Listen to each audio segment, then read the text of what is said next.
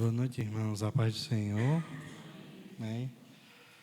Vamos abrir no livro de Lamentações de Jeremias, no capítulo de número 3.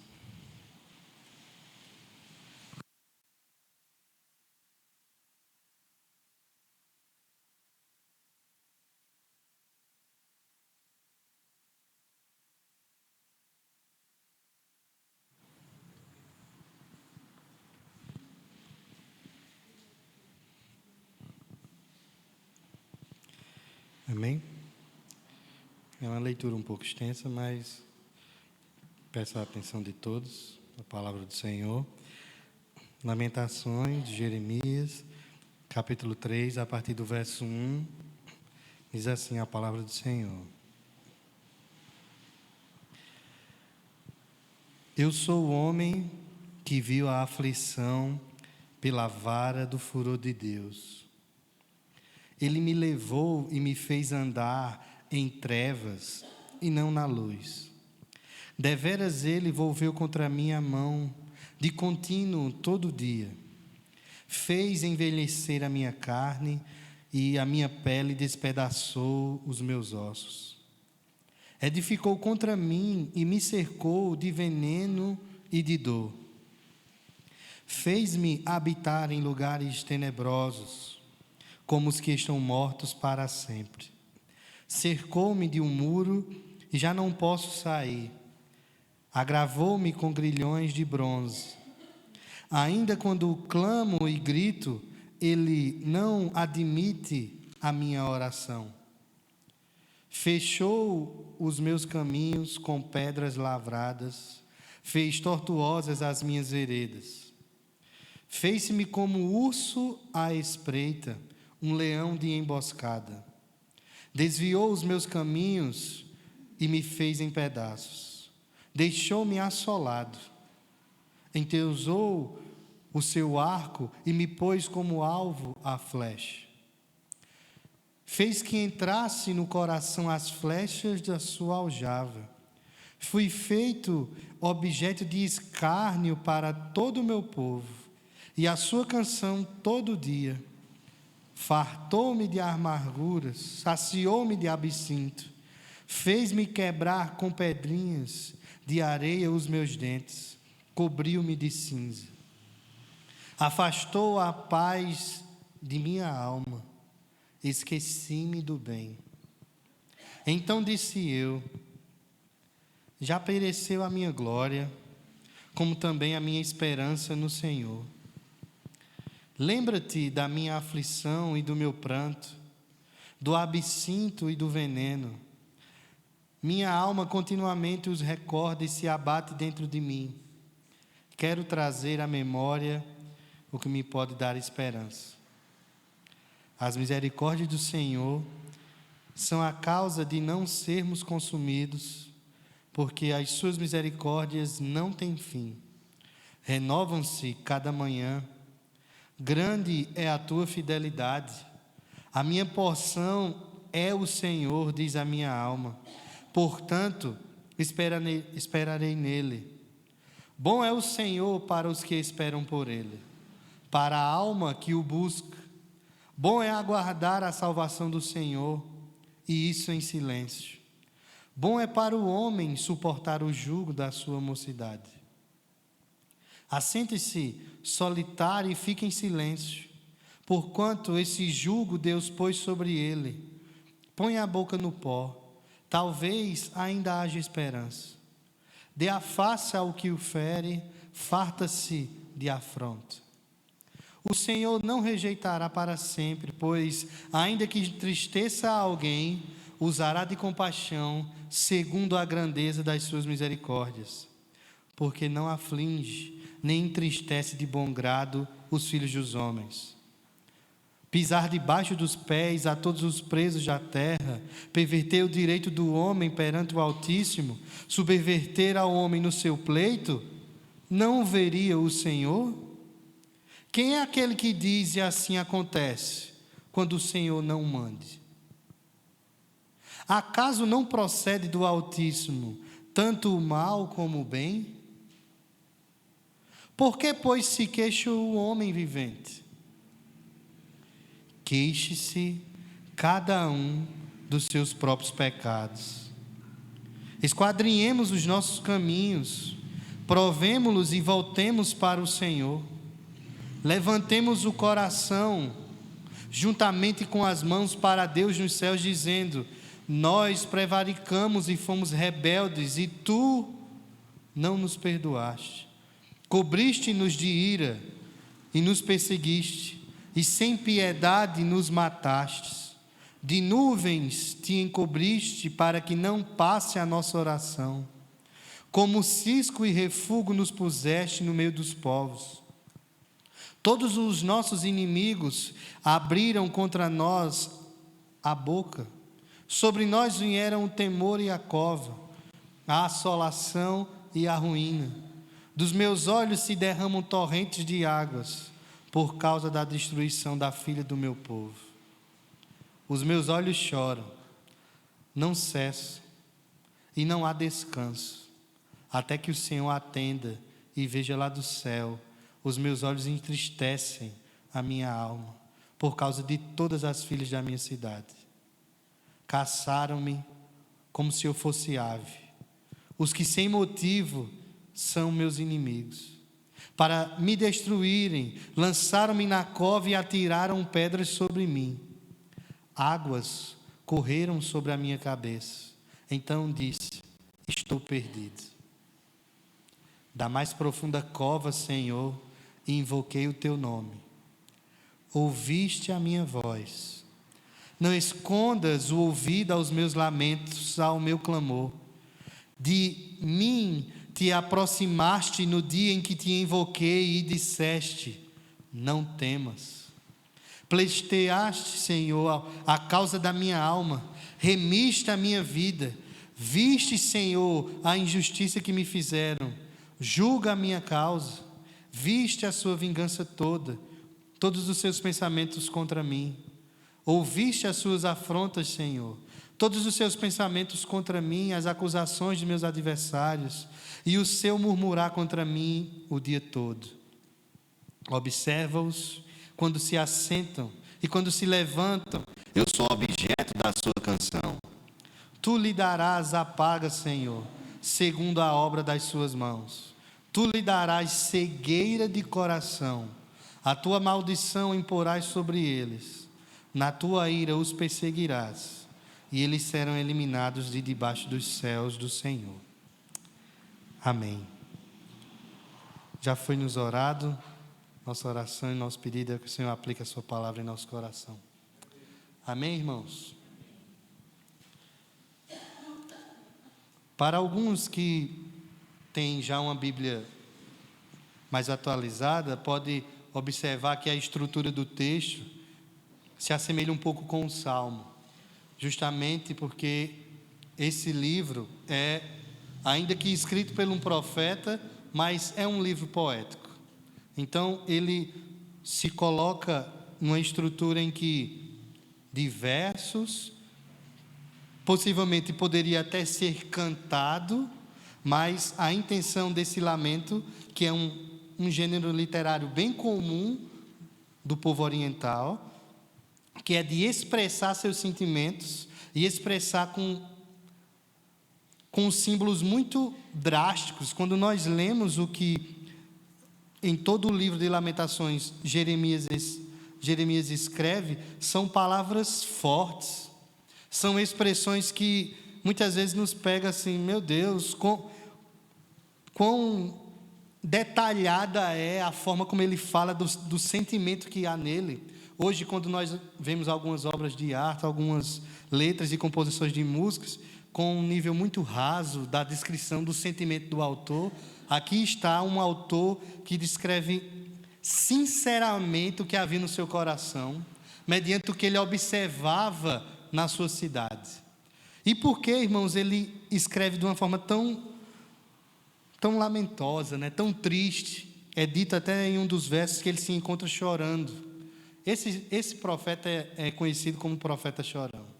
É porque esse profeta se encontra no pior período que a sua nação teve. Esse profeta que recebeu de Deus a palavra do Senhor, e a palavra do Senhor que veio a esse profeta, não foi uma palavra de bênção, não foi uma palavra de vitória, foi juízo de Deus para o seu povo. A palavra que Deus deu a Jeremias, que o levantou como profeta para todas as nações, que o escolheu desde o ventre de sua mãe, levantou falando que Deus viria contra o seu próprio povo, viria destruir o seu povo, porque o seu povo pecou contra Deus. E no seu livro profético, nós vemos a luta dele com Deus, do porquê que Deus não salvava o seu povo. Mas quando ele olhava para os sacerdotes nos seus dias, quando ele olhava para os reis que governavam Judá, ele via a corrupção, a degradação, o pecado do povo. Esse homem, esse santo homem de Deus, que foi no Novo Testamento comparado ao Messias, esse homem foi preso, ele foi jogado numa cisterna, ele foi esquecido até pelo seu próprio irmão que andava junto com ele, que escreveu o seu livro. Os reis do seu tempo não deram ouvidos a eles, os sacerdotes não deram ouvido a ele, a sua própria família não deu ouvido a ele. E ele viu a palavra poderosa de Deus se cumprindo no seu povo. E o que foi que ele viu, irmãos? Ele viu um grande exército sitiando Jerusalém. Ele viu, estando lá em Jerusalém, por 3 anos, esse exército sitiando. E no último ano, quando aparentava que esse exército tinha feito um concílio, um conchavo com o rei de Judá, na realidade era tudo uma trama para conquistar a terra. Eles invadiram Jerusalém, eles destruíram todos os muros, todas as portas, destruíram todas as casas e mais, destruíram o que havia de mais importante em Jerusalém, o templo. Destruíram o altar, saquearam todos os bens do templo, levaram as pessoas mais importantes e mais sábias, e só ficaram as viúvas, os órfãos, os enfermos e deficientes e Jeremias. A cidade está toda queimada, não há pedra levantada mais, tudo foi destruído. E antes dessa destruição, Deus dá uma ordem a Jeremias dizendo que ele chegue em um campo na região de Jerusalém e compre esse terreno. Só que como Deus manda um profeta comprar um terreno que daqui a dias não valerá mais nada? Mas essa foi a palavra de esperança que Deus deu a Jeremias, que ainda que a destruição viesse sobre Jerusalém, ele podia continuar com esse campo e com esse terreno garantido, pois o Senhor traria de volta o seu povo. E foi também a esse homem, apenas a esse homem, irmãos, que foi dito sobre a esperança da volta do povo vinda da Babilônia para Jerusalém. E aqueles que leram depois os seus escritos, viram. O profeta Daniel viu essa profecia e creu que após 70 anos o Senhor traria de volta o seu povo. E agora, nessa situação tão drástica, de um sofrimento coletivo e também pessoal, um sofrimento nacional e também solitário, se encontra Jeremias escrevendo a sua lamentação. E a sua lamentação é dividida em 5 partes, são os 5 capítulos. Nessa noite nós iremos observar a sua terceira lamentação. E a sua terceira lamentação, ela vai falar acerca do pecado do povo, da confissão que o povo deveria fazer do seu pecado, para que Deus se lembre do seu povo, quiçá se lembre de seu povo, perdoe o seu povo e o traga de volta. Do verso 1 ao 21, se encontra a primeira divisão desse capítulo. Jeremias vai falar da aflição, do lamento desses que estão aflitos. Ele toma a sua voz como se fosse dele próprio e de toda a nação de Israel, no caso de Judá. Esse livro era todos os anos lido, já no período já da época do Novo Testamento, na metade do mês de julho, quando celebrado ou é lembrado a destruição do templo. Todas as vezes que o povo se reunia para se lembrar de que um dia o povo de Deus passou pelo exílio, eles liam esse livro, para se lembrar a dor de não ter aonde cultuar ao Senhor. Porque quando o povo foi levado cativo à Babilônia, não havia mais sacrifícios, não havia mais louvor, os levitas não cantavam mais, não podiam mais cultuar ao Senhor. Há poucos anos nós passamos por isso. Essas cadeiras nem colocadas nessa posição ficavam. As pessoas assistiam de casa. Não era um culto. Um culto é coletivo, é próximo. O povo mesmo na Babilônia não podiam cultuar, mesmo estando juntos, porque eles não estavam no templo. E hoje, irmãos, nós temos a oportunidade de cultuar e não queremos nos reunir. Isso é uma pena. E quando nós vemos o sofrimento que Deus permite que o seu povo sofra, muitas vezes nos questionamos o porquê. Mas nós iremos aprender que a soberania de Deus sobre o sofrimento é real. E de Deus, irmãos, nós podemos sim esperar tanto o bem como o mal, porque Ele é soberano. E Ele fará o que quiser com a nossa vida, porque Ele é o nosso Deus. Ainda que Ele nos fira, após essa ferida Ele nos curará. E a ferida que Ele nos fizer tem um propósito. Jeremias, ao olhar todo esse desastre, possa ser que ele não compreendia o porquê que a forma como Deus deveria ensinar o seu povo seria por meio do sofrimento. Mas Jeremias não viu quando o povo voltou da Babilônia. Neemias viu. O povo nunca mais adorou outro Deus a não ser o Senhor. Irmãos, Deus sabe educar seus filhos.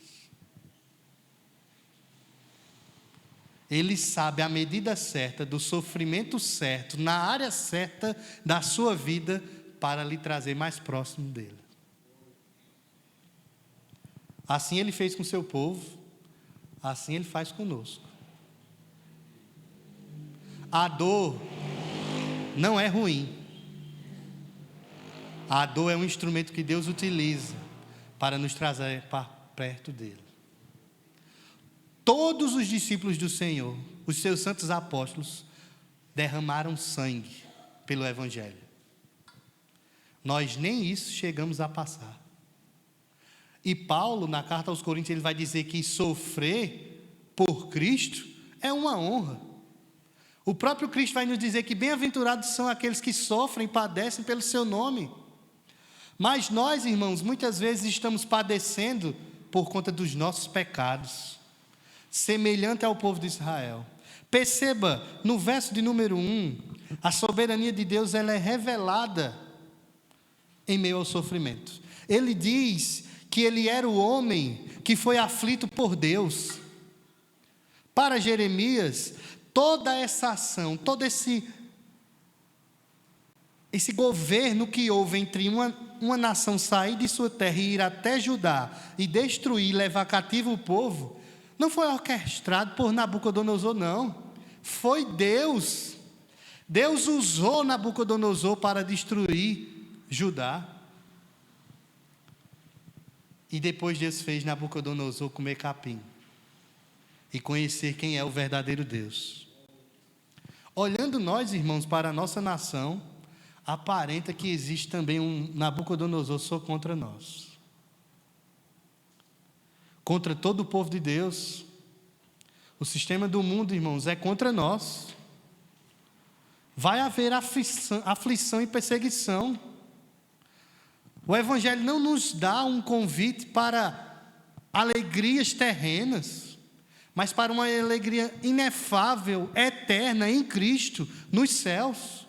Se nós estamos esperando coisas boas aqui, nós estamos perdidos, irmãos. Porque nós iremos viver 30, 40, 50, 80 anos. Isso não se compara com o que Deus tem para nós no porvir. Está aqui Jeremias, um homem que viu a glória de Israel, que era o grande templo de Salomão, e agora vê tudo aquilo ruído abaixo. Por uma fração de segundos, a beleza e a glória de Israel caiu diante de seus olhos. A mão de Deus veio contra o seu povo, porque o seu povo pecou contra ele. Perceba que no verso de número 8, Jeremias, ele fala que as suas orações Deus não mais admite, não mais ouve. E tem uma hora no livro profético que Jeremias ora ao Senhor, ora tanto ao Senhor, para que o Senhor ouça a sua oração, e Deus diz que não vai mais ouvir a oração de Jeremias pelo povo. Não adiantava mais, porque a sentença já estava decretada. Só bastava ele anunciar. Aí agora estamos nós, nesse mundo, e observando as igrejas que há, onde a palavra do Senhor nos comissiona a pregar o Evangelho, a dizer que existe o inferno e que Cristo está voltando e aqueles que não estão em Cristo perecerão. As igrejas estão convidando os irmãos a receberem casas, a serem ricos, a curarem as suas enfermidades. Deus não ouviu o seu povo quando estava em pecado. Assim, irmãos, quando a oração ela precisa ser feita, ela precisa ser feita em todo o tempo, não apenas no momento de aflição. Quando esse povo viu a Babilônia sitiando Jerusalém, eles temeram e foram buscar ao Senhor, já era tarde. Precisamos buscar o Senhor em todo o tempo, não apenas quando a aflição vem, quando a dor chega. Porque quando a dor chegar e o sofrimento vier por conta do pecado, a única oração que Deus ouvirá é a da confissão do pecado. Do verso 12 e o verso 13, o autor ele se coloca como um alvo daquele que puxa a sua flecha para o atingir. Ele diz: o Senhor esticou o seu arco, o Senhor me colocou como um alvo e atingiu-me com uma flecha, bem no meu coração. De fato, irmãos, quem se encontra em pecado, ele se encontra sendo alvo da ira de Deus. Essa mensagem precisa ser anunciada para esses que se encontram distantes de Deus. Judá, por etnia, por descendência, era povo de Deus, é povo de Deus. Mas, segundo o que nós vimos nas cartas, na carta de João, nas cartas de Paulo e na mensagem de que Cristo dá no Novo Testamento, são aqueles que guardam os seus mandamentos, são aqueles que nasceram de novo, que são os filhos de Deus. Não é apenas vir para a igreja, não é ter um cargo ou fazer alguma coisa. Não é fazer que nos fará chegar aos pés do Senhor. Naquele grande dia, muitos dirão: Senhor, Senhor, em Teu nome eu profetizei, em Teu nome eu operei milagres. O Senhor dirá para esses: afasta de mim, eu nunca vos conheci. Esses estão alvos da ira de Deus, e a ira de Deus está pronta para ser derramada sobre esses. Foi derramada sobre o povo de Deus. Jeremias se sente nessa condição. Irmãos, o que a Ucrânia está passando hoje, de ver todo o seu país destruído, não se compara com o que houve em Israel, com o que houve em Judá. Eu não sei se a Ucrânia serve ao Senhor. Judá servia ao Senhor. É o povo escolhido de Deus. Estão sendo completamente atingidos. Mas se você for ver, irmãos, testemunhos de igrejas na Ucrânia, muita gente está se convertendo ao Senhor lá. Exatamente nesse momento de aflição e de guerra.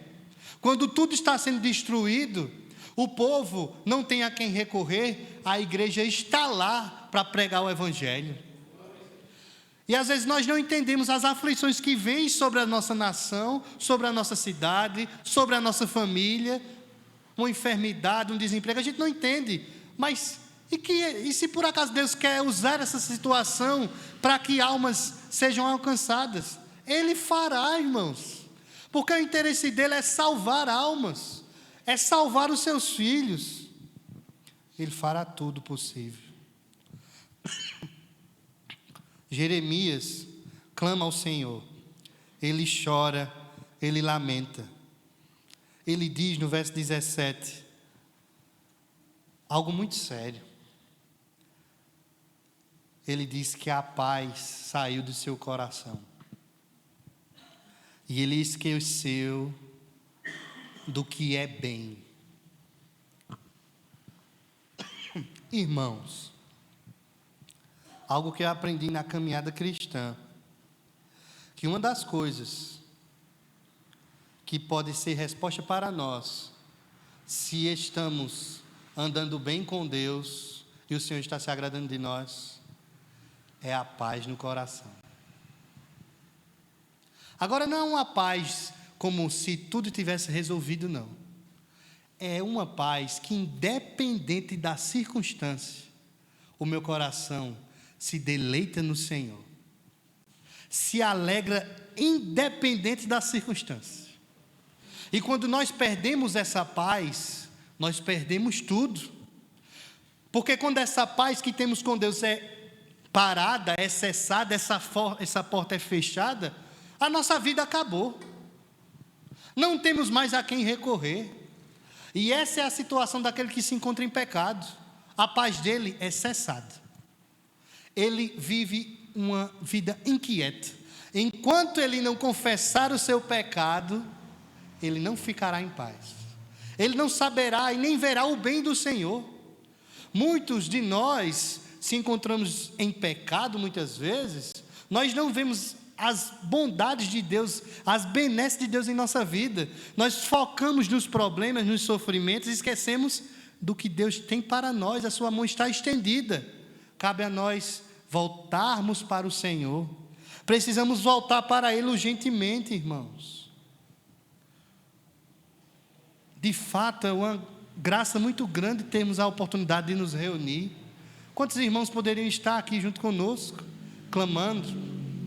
De fato, esse dia foi um dia bem atípico, chuvoso. Mas haverá dias, irmãos, que nós ansiaremos por, no mínimo, um irmão estar próximo de nós.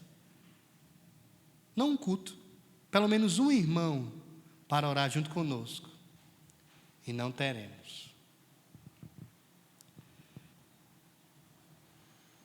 Dias difíceis, irmãos, temos enfrentado. Por isso, no final do seu lamento, quando chegamos no verso número 18, Jeremias ora ao Senhor.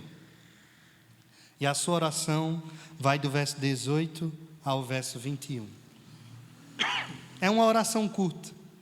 E o pedido dele, basicamente, é que o Senhor traga à memória tudo o que Ele já fez ao seu povo. Tudo o que o Senhor já fez a Ele mesmo. Quando o povo de Israel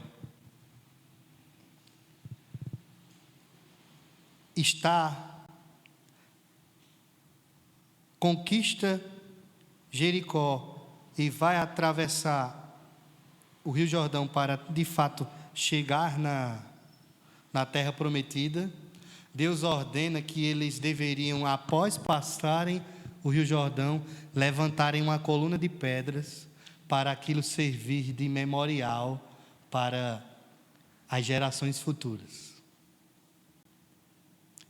Seria muito bom, irmãos, que nossos filhos soubessem as grandes aflições que tivemos na nossa vida, mas também as grandes providências que o Senhor nos deu, nas mínimas e também nas grandes.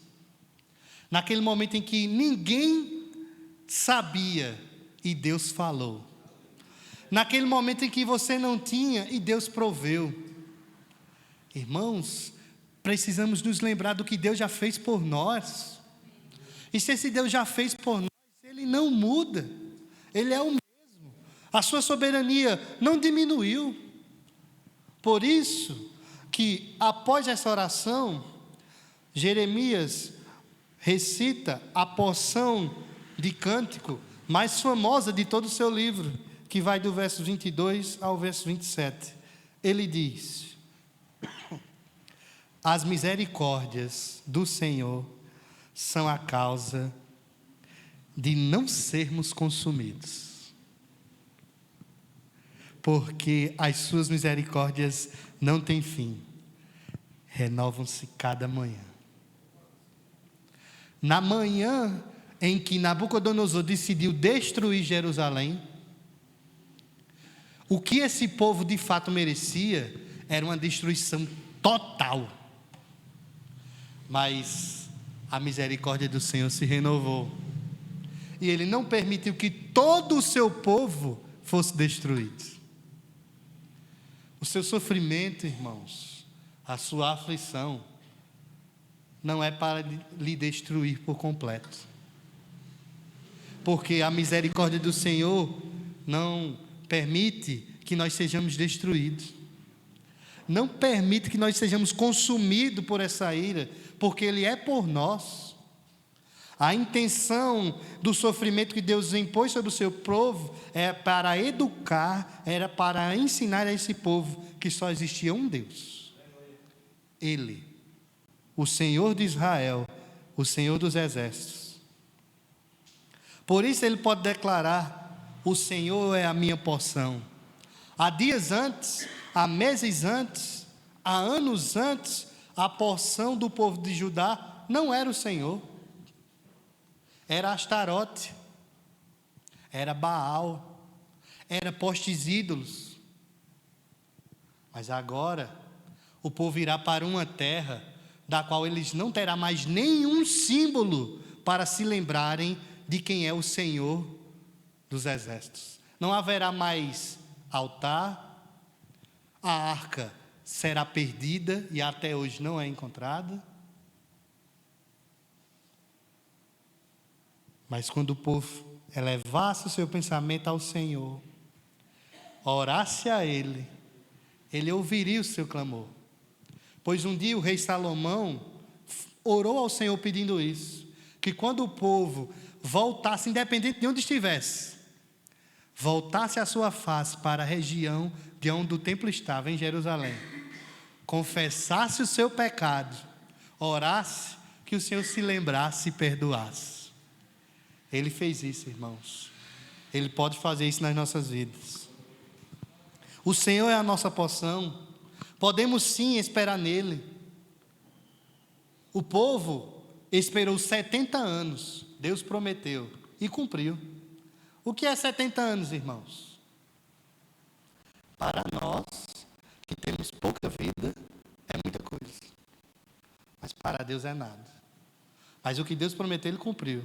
Não foi 69 nem 71. Foi 70 anos que o Senhor cumpriu a sua palavra. Deus também tem para nós uma palavra. E ela se cumprirá. Porque o Senhor é bom.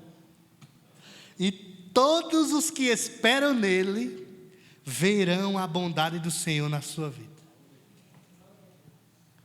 Então, a partir desse pequeno cântico, que é a segunda parte do que Jeremias escreve, ele convoca o povo a um chamado para arrependimento. Esse chamado vai do verso 40 ao 42. Ele diz: esquadrinhemos nossos caminhos, provemos e voltemos para o Senhor. Levantemos o coração juntamente com as mãos para Deus nos céus, dizendo: nós prevaricamos e fomos rebeldes, e tu não nos perdoaste. Jeremias chega à conclusão que tudo o que tinha acontecido, aconteceu porque o povo pecou contra o Senhor. De forma alguma podemos negar o que vem de Deus. Jó é um exemplo disso. Jó era um homem rico, temente a Deus, um homem que andava com Deus, e mesmo assim Deus permitiu uma destruição grande na sua vida. Ele perdeu saúde, ele perdeu filhos, ele perdeu bens. E ele diz à sua esposa que ele nu veio ao mundo e nu ele voltaria. E não poderíamos receber do Senhor tanto o bem como o mal. Quando Adão comeu do fruto do conhecimento do bem e do mal, naquele momento, ele não teve literalmente o conhecimento do que é bem e do que é mal. Porque depois que Adão pecou, o bem ele nunca mais viu. Tudo que o inclinava era para o mal, por conta do pecado. O bem, irmãos, que Deus tem para nós é Cristo. Cristo é o bem que a descendência de Adão iria provar. Que nós, a sua igreja, provamos. Cristo é o bem de Deus, é a benesse de Deus, é a bondade de Deus.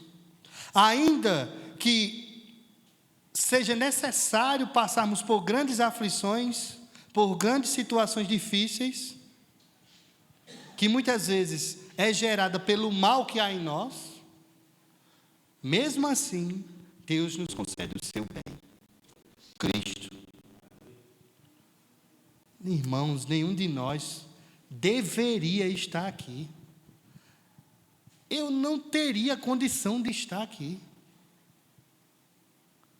Se não fosse a misericórdia de Deus, eu não teria como chegar até aqui. Você não teria como chegar até aqui. Há outros melhores, mais sábios, mais santos do que todos nós. Mas Ele decidiu nos amar e escolheu-nos para a vida eterna. Então, quando se encontrarem, irmãos, em grandes aflições, em tribulações, em perseguições, não venham se queixar a Deus disso. Não venham perguntar: por que, Senhor? Por que, Senhor, estou passando por isso?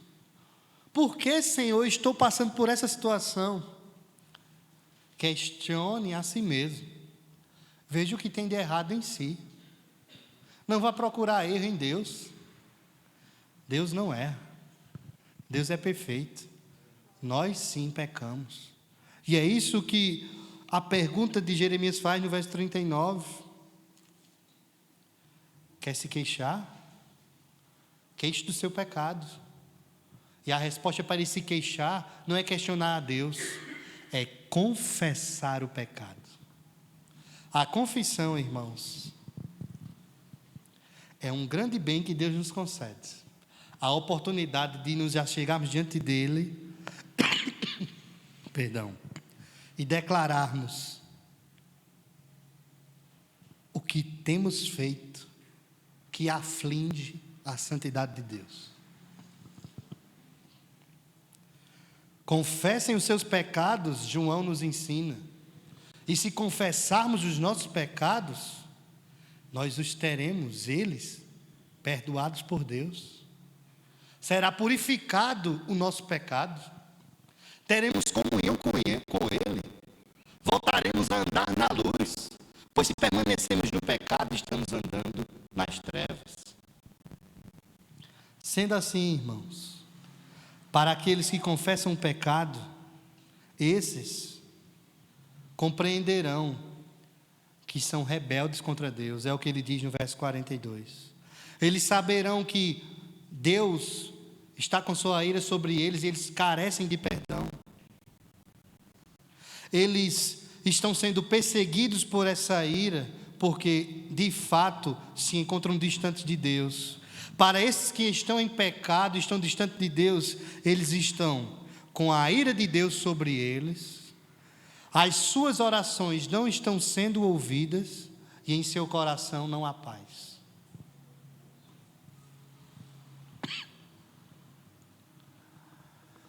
Já para aqueles que têm seus pecados perdoados, a bondade de Deus está sobre eles. O bem de Deus está sobre eles. Cristo está e é por eles. As suas orações são ouvidas e há paz no seu coração. Sendo assim, irmãos, nós temos um consolo da parte de Deus quando estivermos em profunda dor, em uma perca, quando somos afligidos pelas circunstâncias da vida. Muitos de nós poderíamos tomar a palavra e falar das dores que já teve na vida e das aflições que no reino já passamos, das perdas, da falta, do esquecimento, da rejeição, da falta de compreensão.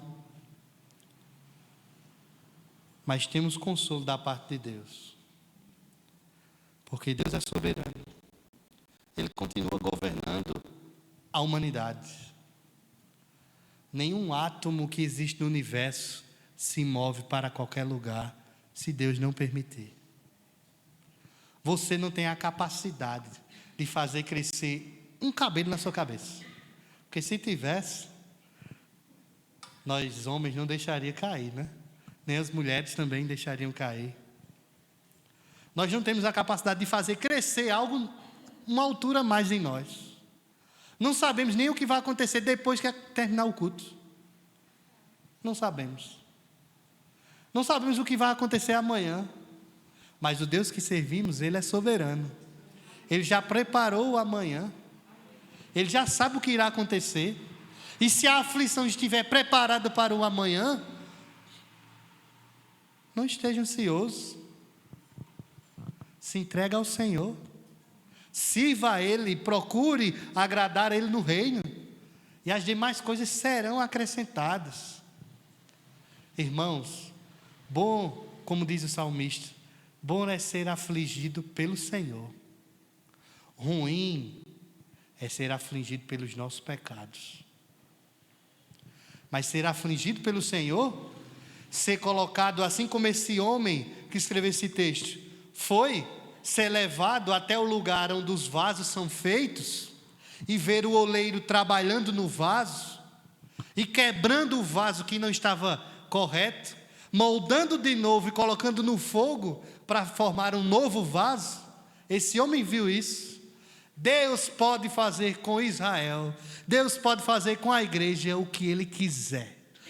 E se em nós existe algum rachão, Ele fará de novo, pois a sua obra é perfeita.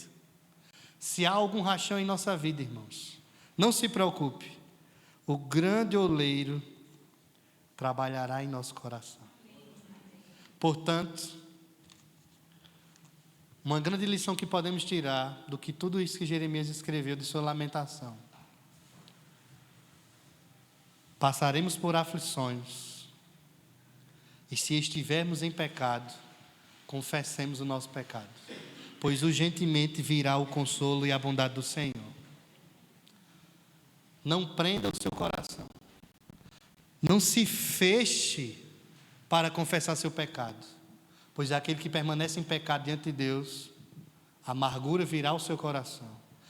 Tudo na sua vida será trancado, suas orações não serão ouvidas, mas a partir do momento que você confessar o seu pecado, Deus se voltará para ti, as suas faces se verá para ti, nós veremos a glória do Senhor em nossa vida, e que isso seja diariamente. Que não confessemos os nossos pecados apenas na ceia, mas dia após dia temos pecado com o Senhor, e não deixemos passar a noite, mas nos acheguemos diante dEle. Ó Senhor, misericórdia, Deus, tem da Tua parte para nós, visita a minha vida e transforme, que isso seja a nossa oração. Rapidamente eu queria orar por nós, para que Deus possa visitar o nosso coração e no esquadrinhar do Espírito Santo, Ele possa revelar onde temos pecados, para que nós nos voltemos para o Senhor. Deus bendito, em nome de Jesus, que Teu Espírito, ó Pai, esquadrinhe, ó Deus, o nosso coração, mais profundo do nosso ser, e veja, ó Deus, onde nós estamos pecando, pois, ó Deus, queremos Te servir com interesse de fé, com integridade, ó Deus, de coração. Sabemos, ó Senhor, que temos pecado, que somos falhos, muitas vezes negligentes.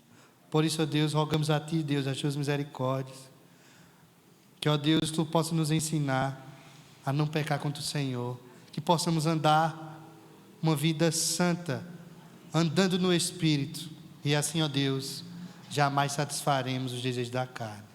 Receba, Senhor, a nossa gratidão, no nome de Jesus. Amém.